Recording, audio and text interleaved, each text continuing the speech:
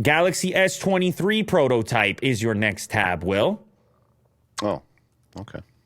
Oh, no, it's not a prototype. It proves Samsung has a huge crush on the iPhone after years of anti-Apple propaganda. Phone arena. A huge crush or inspiration? Well, and this is all depending on your outlook. It looks very similar from this angle.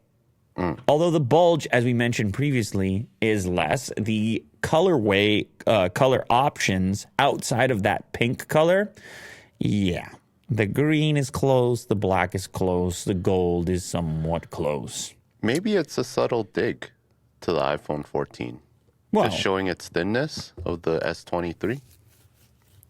Yeah, but I think what they're talking about here is like the button shapes, the antenna bands, the flatter edge, and the style of the ad itself. Yeah. The new Galaxy S23, S23 Plus, and S23 Ultra are less than 2 weeks from being officially unveiled now, February 1st to be exact. And we will have something going on regarding these phones on Unbox Therapy and probably on Lou later as well. Maybe we'll do a live stream. Okay. And to no one's surprise, we keep receiving newly leaked official-looking renders of the phones. One of those official-looking renders seems to have sparked what phone nerds would call an outcry on Twitter.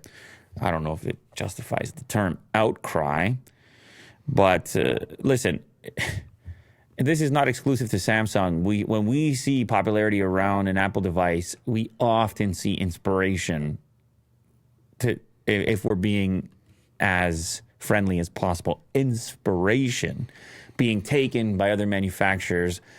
And it's hard not to if you have adoption and you have essentially people voting with their credit card and buying a certain type of phone. It becomes hard in a boardroom to suggest that you shouldn't do any of the things that are currently wildly successful. It does happen from time to time. Cyber trucks do exist. While they exist in concept, they've yet to really been delivered. But you can go completely off the wall crazy with your design, but it is just far riskier. And I feel that at the moment we are not living in the riskiest environment when it comes to innovation and technology. It feels more to me like a lot of companies are playing it safe, and they kind of have reason to do so. The economy is soft, and purchasing and job law. Like, how many companies have fired all kinds of people recently?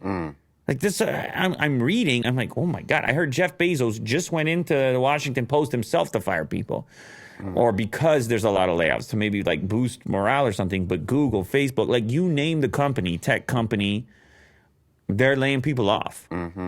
And what is that kind of telling you as far as the bigger marketplace and what we should predict and project? And then I feel like design in a way sometimes follows that economic apprehension, which is unfortunate. Maybe what we need is novelty. Maybe we need something off the wall to get boosted back up. Maybe we need a Cybertruck. I don't know.